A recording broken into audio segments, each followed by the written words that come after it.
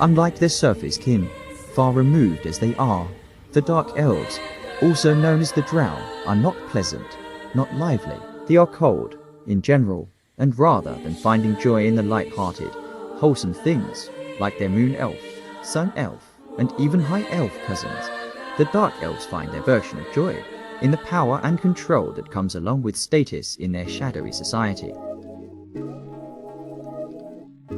They also enjoy the pleasures of the flesh, hedonistic sexual lust and desire, for it is in their nature. Unlike their surface kin, they are morally corrupt and bankrupt of empathy. For the most part, though there have been some Dark Elves who chose a path back to the light, these Drow do-gooders were very few and far between though, and the Drizzt, though Erdens of the world, well, just never really showed up more than once an age. There was, however, the occasional Drow who may not have been good of heart, yet still managed to positively affect the world in a meaningful way, by sometimes committing acts of unfathomable self-sacrifice for the good of those whom they believed to be integral to the preservation of not only their own species, but of the entire existence of, well, anything at all. One of these heroic Dark Elves was a Drowist by the name of Sjha'lissa. Sjha'lissa was a servant, not of the Spider Queen, but rather of the commonly known god of knowledge, OWLIE, a god whom I regularly said prayers to myself.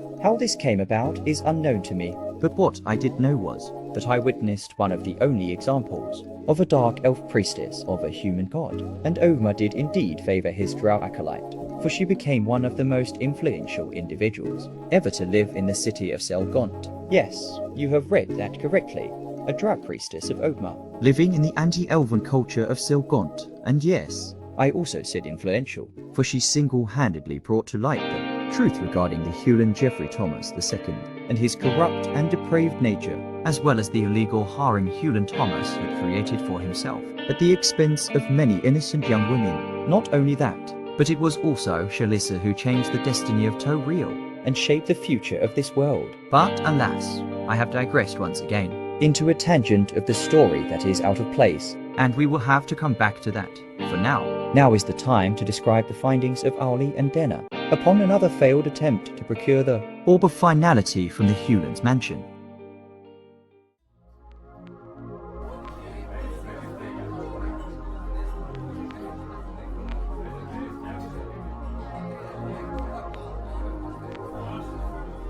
My instructions were simple enough. Upon leaving the Hewlin's manse, Denna and OWLIE were to go first to Alavard's clothing shop and leave a message that they were alive and well with him. This way no trace of the Hewlin's mansion, and that they had even been there, would be scryable.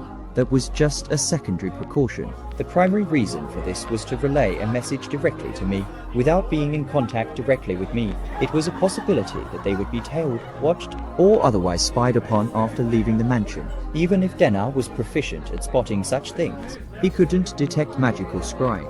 However, upon entering Alavard's shop, they would have passed under a warding sigil I had carved upon the door frame there, which dispels all attempts to spy magically on whomever walks beneath it. They were then to meet me at the Black Stag, a well-known, yet ill-reputed by most, tavern near the docks district of Sjha'lissa. It was no secret that the Black Stag would cater to the less desirable folk of Sjha'lissia's underground population. half-elves, halflings, dwarves, gnomes, and even the occasional elf who had the gumption to go out for a drink. I would be waiting for them there, ready to hear and see just how successful they had been.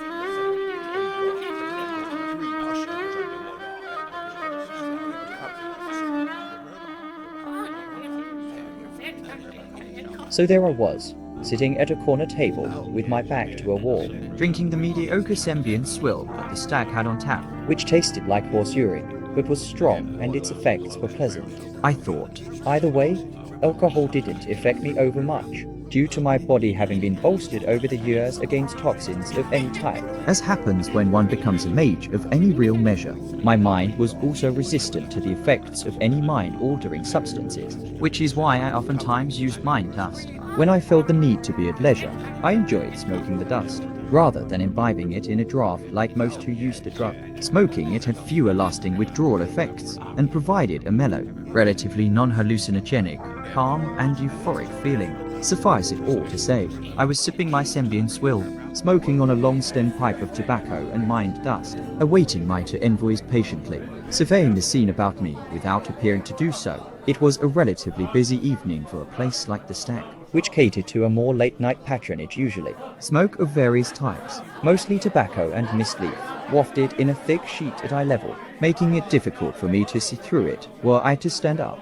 For most of the patrons, however, the smoke wafted just above their heads, they being of dwarven and halfling blood. Mostly, there were a small number of elven folk, mostly sun elf, though there was a duo of what appeared to be wild elves, in the far corner of the room conversing quietly with one another. A small group of perhaps 5 or 7 halflings were singing old celebratory tunes at a large table in the center of the room, praising one of their group, a hin by the name of Branch Leaf Willow. Also are gathered, they appeared to be a group of mercenary hin, by the looks of them, with their scabbards on their belts, empty of course, as the Black Stag had a strict no-weapons policy. A confusing amount of chatter floated on the air in a multitude of languages, most of which I could speak and understand. A trio of dwarves sat directly at the bar, roughly speaking in their guttural, stony language, which I had always found to be of the uglier forms of speech. In the many forms there were, the halfling mercenaries began to cheer, as the group of 5 or so bards began to play a tune of their lutes and drums along the far wall of the main room, next to an archway that led into another smaller room in the back, for those who preferred a more private place to drink.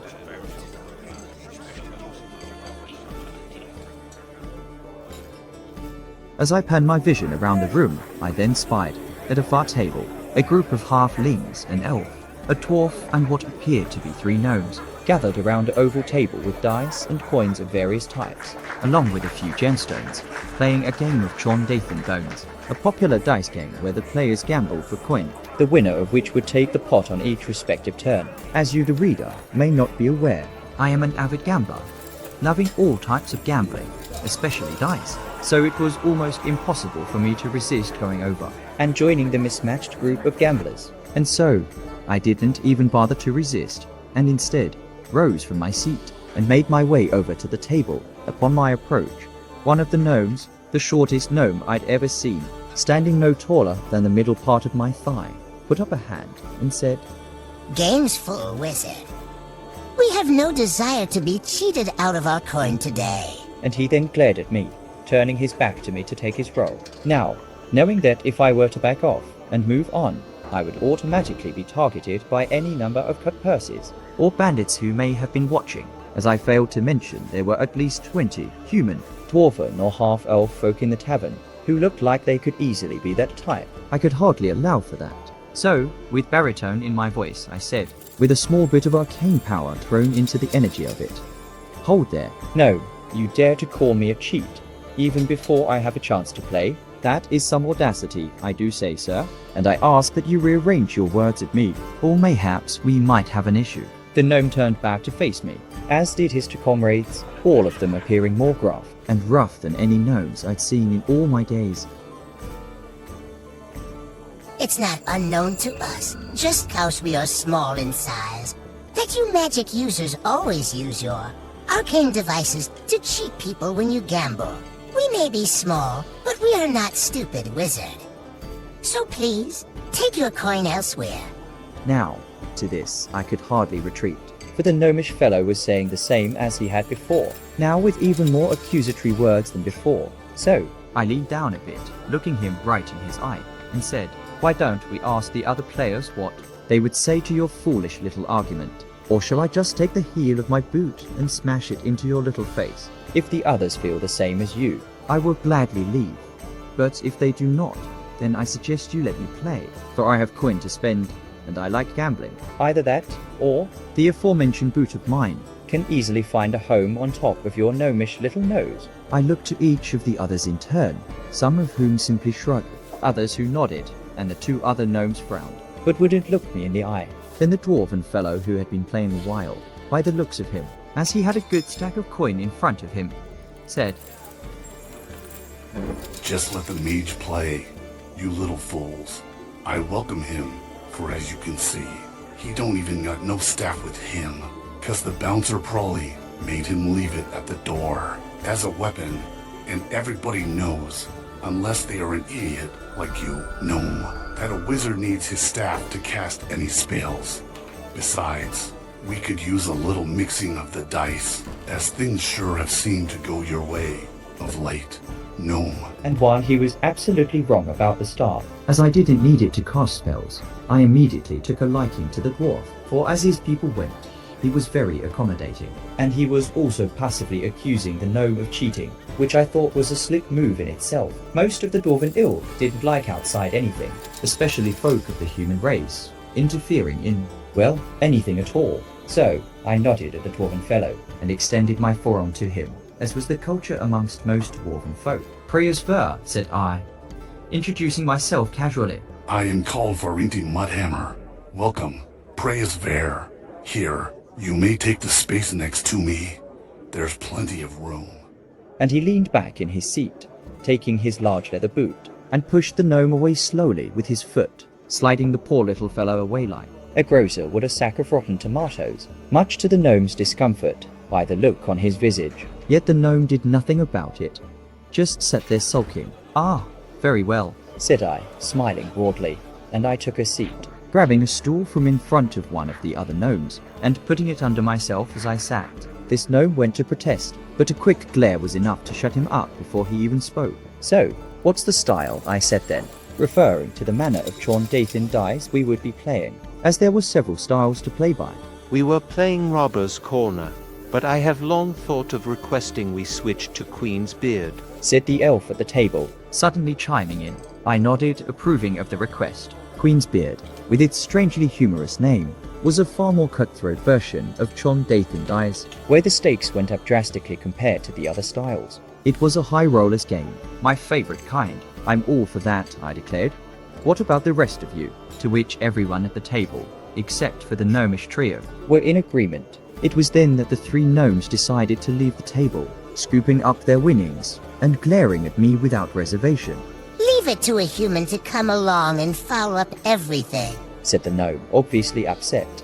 May Yandala tie your bootlaces together, and you fall onto your ugly human face, wizard, said he, referring to the gnomish created deity, Yondala. I simply smiled, as the gnome was more disarmingly annoying than threatening. "Well, as you can see," I said in reply, motioning to my boots, which did not have laces. "I don't believe that would be an issue for me.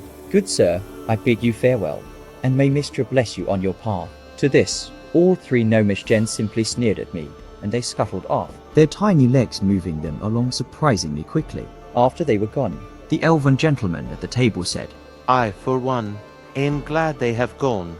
I can't abide those gnomish folk. They are such a nuisance, always underfoot, always getting in the way of recreation and leisure. They are annoying beyond description, and also, they all three had been cheating. I'm fairly certain of it, though I've yet to figure out how." I gave the elf a nod. Well, they are gone now, so let's move on and get this game started up again. Queen's Beard. Yes? Who's the rook? "I believe it was he," said the elf then, motioning to the half-lymph who was on the other side of Mr. Mudhammer. The hin, who had been uncharacteristically quiet up until then, raised his gaze to me and said, "Was it my turn? Oh, yes, indeed it was. All right, Queen's Beard. Place your wagers then. Gents, which we did, I for my part, but a goodly amount. 10 silver hawks, the equivalent of about a month's pay for the laymen in Selgont, the rest of the table betting about half of the amount each themselves. This made me the priest player, which granted me double winnings, which came out of the pot of the next round, if I were to win. The halfling nodded at me then, and with a flourish of his wrist, he scooped the 3 4-sided dice from the table, and after giving them a quick shake, let them fly, bouncing along the table a few moments, before the pyramid-shaped dice came to a stop. With a gasp from myself and the rest of the players at the table, the dice had landed with the one side of each of the dice on the top, which meant the halfling has scored a crown of gold rolled. That meant he got the entire pot from this round, and that each of the other players must give, once more over, the amount they had bet out of their own pockets. Should they not be able to supply the gold, they would be subjected to a severe consequence, usually a beating, as all players know not to play unless they have the gold to play with on hand. One's up. Crown of gold. And the mage just bet 10 hawks. Oh my, Brandabaris has favored me this day. Indeed, I can hardly believe it. Well, you'd better believe it, my little halfling, said I, smiling down at him. I have not seen a roll like that for some time, and I then took another 10 hawks from my rather large coin purse, hidden amongst my robes, stacking it neatly in front of the hin. I couldn't help but keep a smile, it growing wider, as the halfling began to scoop up his winnings with glee, and even more so as the others offered up their coins to match their previous wages. I'd always had an affinity for the hin race, something about their happy-go-lucky natures and their willingness to look life directly in the face, no matter what the roll of the dice. Also, I admired their complete and total lack of fear, pretty much ever, for the most part.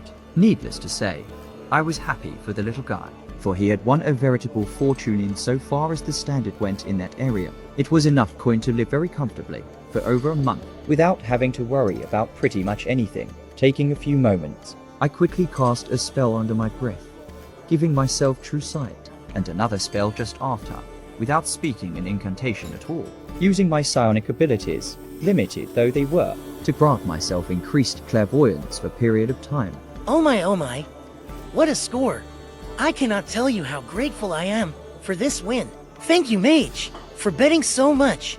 I am in your debt, said the Heen, smiling broadly. I shook my head and smiled once again. Not at all, I replied. You simply got lucky. That is all. And if you keep playing, you might find that you may not get so lucky again. I smirked, sidelong, at the halfling then, using the expression to glance quickly about the area behind him, and then I feigned that I was thirsty, and turned around to motion at the barkeep, who was just a short rock toss away, across the room. Hail, barkeep, I said, and I used the ruse to pan my vision about the room, long enough to scope the entirety of the tavern. With my magically enhanced vision, I was able to effectively zoom in on anything I set my visual focus on. True sight allowed for the visual cortex of the one who was enchanted by it, in this case myself, to interpret the visual color matrix with extreme precision, and also see the entirety of the light spectrum, visual and infrared, and all other forms of light not normally visible to the naked eye. It was an extremely useful spell, and I used it often. As I gazed about the tavern, I could see, glowing in the many different colored hues, depending on the magical nature, all enchanted items, weapons, jewelry, and garments. I was also able to see magically disguised or hidden creatures, items, and other various dewummers, along with any magical traps or wards that may have been existent. Furthermore, as some creatures by their very nature are magical, any beings of the Fey blood, meaning elves, halflings, sprites, fairies, and such, would glow a very dull white around the edges of their forms, to varying degrees, depending on the purity of their blood. This too applied to any of the infernal blood, like tieflings, half-demons of any type, and also those of goblin kin, such as half-orcs, goblins, of course, lizard folk, and the like, and these would all glow a faint reddish hue, sometimes orange, and again, to varying degrees, based on blood purity. And this was how, not much to my surprise, that I noticed a half-elf and what appeared to be a half-tiefling, possibly a full blood, for based on the orange hue around the tiefling, I wasn't absolutely sure, both invisible to those without true sight, meaning anyone but myself, standing not far off from the halfling, against a wall next to a tall, ornate case which held wine bottles, obviously so the case would block anyone from running into them. They were gazing at the hin with looks of greed and the promise of violence. The half-elf was, to my utter astonishment, not very good looking, and had a long scar which ran the length vertically of his face, from just above his right eye through to the bottom of his right jaw, as if he'd been split by a sword at some point in his past. His eye, due to the scar, was probably absent, though it wasn't possible to tell, for he wore an eye patch of dark leather over it. He was dressed in the garb of an adventurer, though his leather armor was not in very good shape, and indeed was ratty in appearance. On his hip was a rapier. The half-tiefling, for I grew more certain that he was not fully pure of blood infernal, was malevolent in appearance, with fangs as he smiled with maliciousness, and two fairly long, spiraled horns jutting from his high forehead. He was decidedly better dressed than the half-elf, but not very stylish at all. His armor of hide quite mundane in variety. Slung over his shoulder on a thong of black cord was a long, pointed spear of some kind of wood, and it glowed a light blue, suggesting that it had death magic imbued in its makeup. It was obvious that the two bandits were there to find a suitable mark for their next robbery, and it was equally as obvious they had found their target in the halfling gent, who had just taken the pot. I made sure not to let them see that I could see them, and when they peered my direction I quickly looked away back towards the barkeep. "Sir, good barkeep, sir," I exclaimed. "Bring us all here another round of drinks." Then glancing back to the table, I studied with haste the drinks in front of my fellow gamblers, using that to take another glance at the two rogues with my enhanced vision, seeing them as clear as day, even through my peripherals. They were staring at the hin again, speaking in hushed tones to one another. Turning back to the barkeep again, I said, "That's one ever mead, one ale, one Sembian swill, and what appears to be 3 glasses of fire wine." "Please and thank you, sir." And the barkeep nodded, then went about filling my order, gladly, for he could see I was paying and could easily tell I was the tipping sort.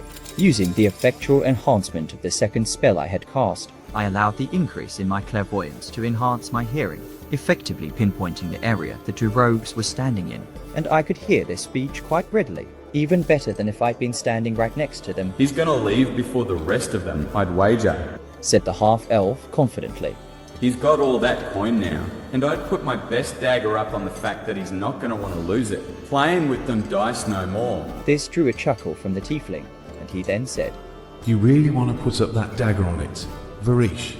'Cause I'll take that bet." Varish, who was obviously the lackey of the tiefling, replied, "Yeah, I'll post that dagger for a bet, like I said I would now. We'll see who comes out on top, eh?" Indeed we will. Anyways, here's the plan. We gotta leave before this invisibility spell wears off. I figure we got about another 5 or 6 minutes. Then we's gonna wait outside, down the way right, but within full visual of this shite hole. Then when the little bastard comes out, we's gonna tail him. If he's with someone, we's either gonna have to drop him and rob him too, or wait for him to sod off, then make our move. What if they don't sod off them? Now? What if they never do? Then what we gonna do? This drew a short laugh from Nar, his fangs glinting in the light of a nearby sconce. Kind of fucking questions that, you idiot. We's gonna do what we's gotta do, and just take 'em all out, whoever they be. What if there are too many of them? Then you're still gonna want to try and take him. Varish, you don't. There ain't gonna be too many of them. He's a halfling, and he's running with 2 other little shite halfling friends. They ain't even no sweat of our back to take 'em all out. Yeah, I suppose not. Well, let's get the hells out of here before this damn spell wears off, right? Right. Just follow my lead on everything, Varish. We can't go back to Garrett without a score tonight, or he's gonna kick us out the guild house. Ain't nowhere for us to go if that happens, and we won't have the other knives to back us no more. You can count on it, Nal. You ain't led me wrong yet. And with that, the two rogues made their way slowly to the door, leading outside, being careful to slip through the crowd without running into anyone, and narrowly avoided being hit by a number of patrons on the way.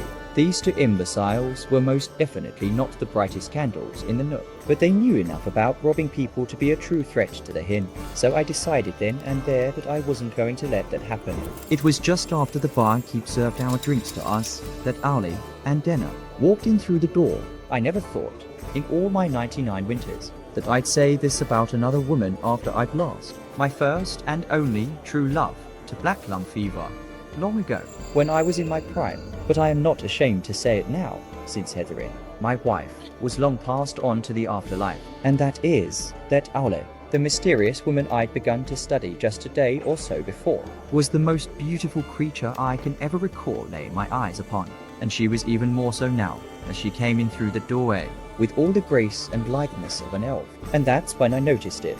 Thanks to my true sight spell, I could see around OWLIE a very distinct and potent glow of white light, as bright as any of the elves in the tavern aside from her, and, in fact, even brighter. I was almost astounded, and I stood there staring at the lass for a long moment, wondering just how this could be, that OWLIE, in fact, without a shadow of a doubt, was an elf.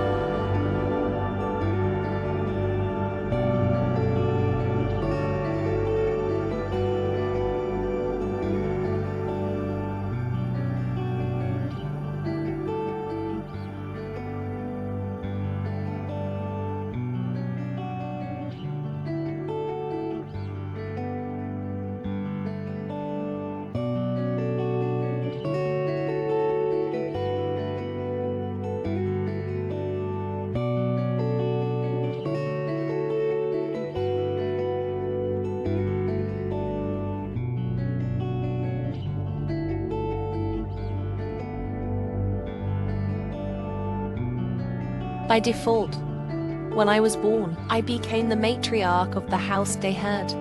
Sha'Lissa, they heard, ruler of the house, and total authority when it came to its wealth and longevity. I was never at home in my role of matron, for I was a free spirit, especially for an Illadrine of my kind, what the people who live on the surface call a drow. We drow, as they say, do not like being called that at all. We are Telquest, just like our surface brethren, and there is only, in truth, a small number of differences between us and the rest of our kin. I am not going to regale for you, the reader of this tale, the particulars that led me to the decision to undertake my pilgrimage to the surface. Let it be enough that I tell you that I was not fulfilled, content, or even that I could barely stand the Underdark anymore. It's not about happiness. It is for children to be happy and perceive only the light-hearted nature of things. No, indeed it is because of this. For myself, I have longed my whole life to go to the surface and feel the light and warmth of the suns of Toril on my black skin, to know what it is like to bask in the light of those twin suns, to interact with the surface folk, with my brethren, the Telquesir, and with humans, who I am very curious about. I have never done these things, but have always dreamed of doing them. I feel, constantly, that because I was born to a race of outcast elves, shunned from the surface of Toril by the hatred of the folk I call my kin, this separation of our kind, the Illadrine, is something I have never understood. Unlike so many of my kind, I do not share the prejudices and racial strife of the surfaces and the others of my subterranean kin. Yet, I am not considered to be very powerful in my world, and it is greatly because of my standpoint about these topics. Even members of my own great house have taken issue with my views, as they are different from other views which are shared by the vast majority. So much so, Had my ideas on these topics been disliked, that my very life was under constant threat, and I was already making secret plans to leave Menzoberranzan, when I discovered something even more threatening than anything else thus far. One day, I was traveling to Skullport with an entire entourage of my own house guards to purchase trade goods and supplies for my secret journey to the surface, when we met along the way through the wilds of the Underdark a company of mind flayers, dragging their thralls, their slaves, by chains to trade them off for other goods once they made it to Skullport. I do not have dealings with the mind flayers, for I detest them, and they are foul, evil beings, utterly disgusting in all aspects. During this encounter, the mind flayers enthralled most of my soldiers and servants, leaving only myself and one of my most trusted male servants unharmed. And this was only because they desired for me to do them a service, by no choice of my own. Yet, they left me unharmed to accomplish the task they were forcing upon me. Into my possession they left me a device of utter ruin and evil, a sphere, an orb. They called it the Orb of Finality, and told me it was only recently found, after many cycles of it being hidden from them by a rogue wizard who they did not name. The orb was created by the mind flayers themselves, and its purpose was one of pure, diabolical, malevolent evil. This sphere, a rock-sized ball of a form of crystal, the mind flayers had imbued with advanced magical science and technologically unsurpassed design, was capable of transmuting the thoughts of any who held it within their grasp into immediate and eternal manifestations of destiny.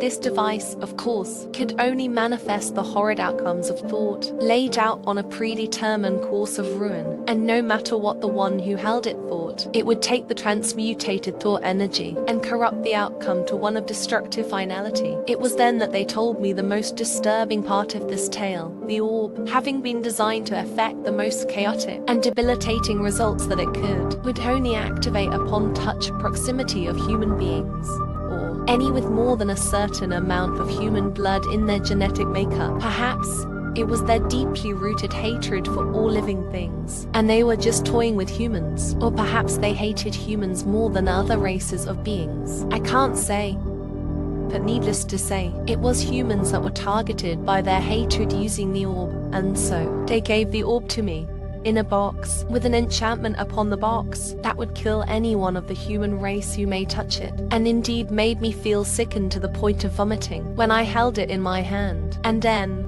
with a purely malevolent energy, the mind flayer said to me, in my mind, that I must deliver the box to one who can open it, meaning one who can dispel the death magic on the box, for only then will that human be powerful enough to handle the orb. And he said to accomplish this, I must seek out the most powerful wizard I can find, and that will be likely to be the one who can open the box. And then he cast another spell, this one upon me. Immediately I felt a compulsion to proceed upon his task with me, not overwhelmingly so, but enough that I just knew I had to complete the task, and it was more important than my other designs.